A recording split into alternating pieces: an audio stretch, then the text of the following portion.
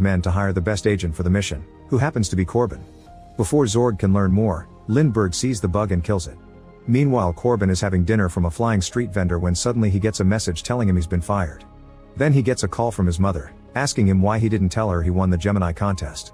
Corbin doesn't understand because he didn't enter any contest, only for a second message to arrive with the contest prize, 2 tickets for Floston Paradise.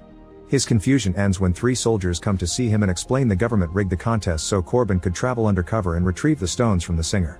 Feeling manipulated, Corbin tries turning the offer down, but at that moment he's interrupted by more visitors. It's Vito and Lilu. Panicking, Corbin hides the soldiers in his refrigerator before letting the others in. Vito quickly pulls a gun on Corbin and says they need the tickets to retrieve the stones.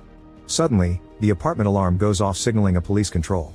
Corbin hides Lilu in his sink and Vito in the self-making bed, then he stands against the wall for the police to do their routine.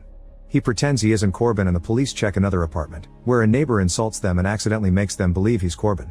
The police immediately arrest him and take him out in a bag, but on their way out, the Mangalores block their way and kill a bunch of cops to steal the body bag. It turns out Aknot survived Zorg's bomb and wants revenge, so he'll steal the stones first. Once the coast is clear, Corbin lets Lilu and Vito out of hiding, but as soon as he turns around, Vito knocks him out and steals the tickets. When Corbin wakes up, Vito and Lilu are gone, so he opens the fridge and takes the mission letter from the frozen soldiers, saying he agrees to cooperate. Moments later at the airport, David is using fake passports to pass off as Corbin and Lilu as his wife. However, when they're about to check in, Corbin arrives and pretends David was his assistant so the clerk won't get suspicious.